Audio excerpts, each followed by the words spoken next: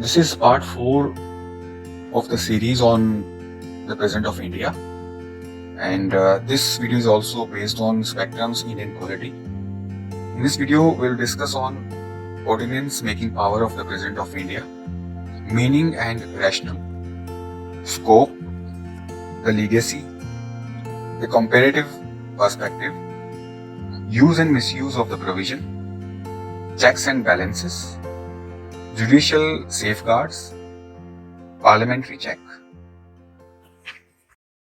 In the legal sense, an ordinance implies an authoritative rule or law, a decree or command, a public injunction, or regulation promulgated by the executive to meet the emergency circumstances for legislation, and when the legislature is not in session. The Indian Constitution gives the ordinance making power to the president, and in case of states, to the governors. It is an important legislative power given to the president by the Constitution. Article 123 states that if at any time, except when both houses of parliament are in session, the president is satisfied that circumstances exist which render it necessary for him to take immediate action, he may promulgate such ordinances as the circumstances appear to him to require. So clearly, ordinances can be promulgated only when both houses of parliament are not in session, or when one of the houses is not in session.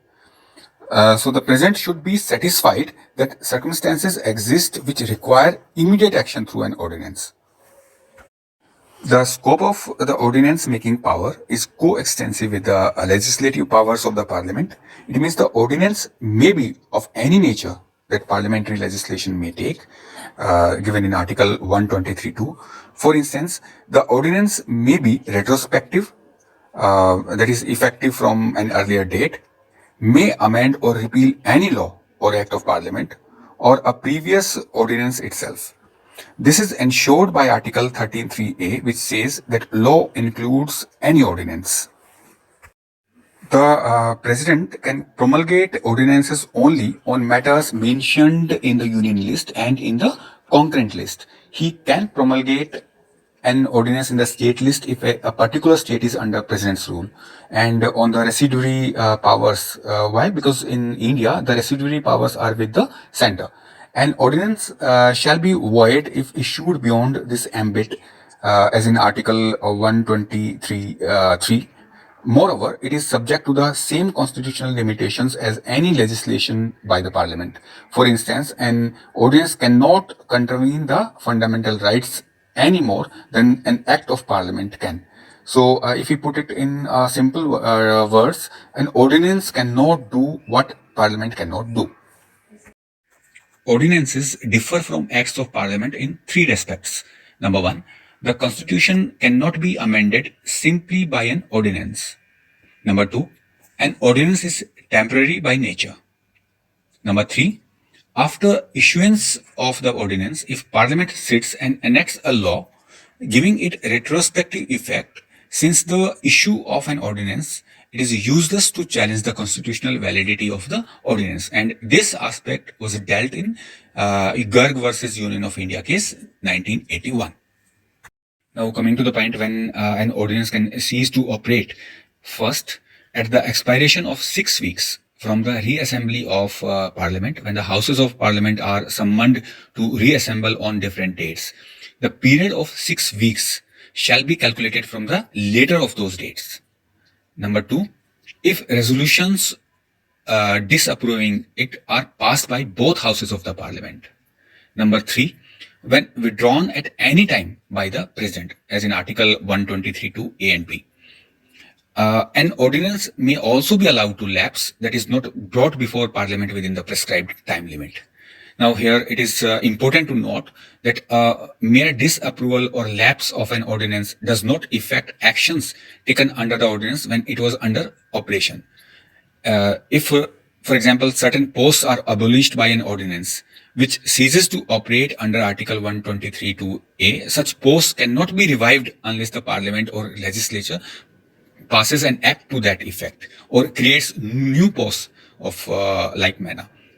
This is observed by the court in Venkat versus State of Andhra Pradesh in 1985. The tradition of ordinance making was first introduced by the Indian Councils Act of 1861. The experiences of the 1857 revolt made the British to incorporate this provision to strengthen the hands of the Viceroy. Under the Act, the Viceroy was empowered to issue ordinances during an emergency. The life of such an ordinance was 6 months, however, it could be suspended even earlier by the Secretary of State in Council.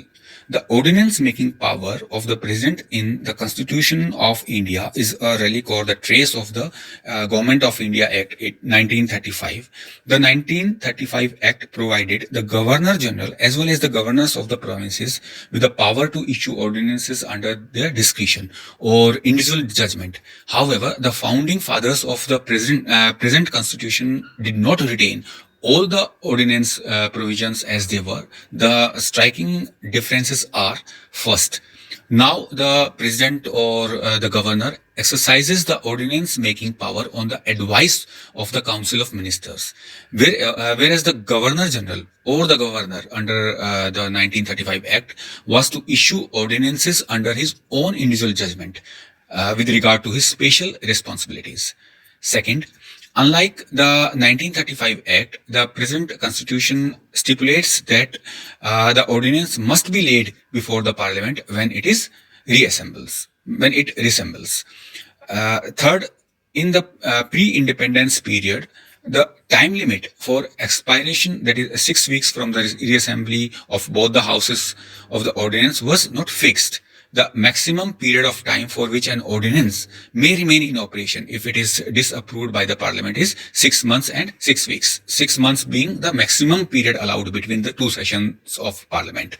Fourth, the Governor General or governors under the 1935 Act enjoyed a coordinate or parallel power of legislation. That is, they could issue ordinances while the legislature was in session. Now, the Indian Constitution allows ordinances to be promulgated only when Parliament is not in session. Now, a comparative perspective. In the US Constitution, because of the doctrine of separation of powers, the President is denied the power of promulgating ordinances. Except during emergencies, which would otherwise mean that the executive also possesses legislative powers. Thus, as Harold Lasky remarks, the President of USA is never the master of Congress except in relatively brief intervals of emergencies. The British monarch has long lost the power of issuing decrees ever since the case of proclamation of 1610.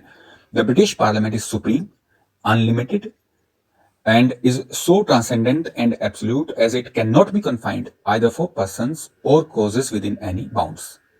In the case of France, instead of the President, the Council of Ministers can enact ordinances. These ordinances come into force upon their publication in the official gazette.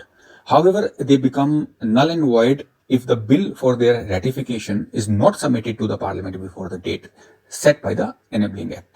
In most other permanent constitutions, the chief executives are not entrusted with the power to issue ordinances.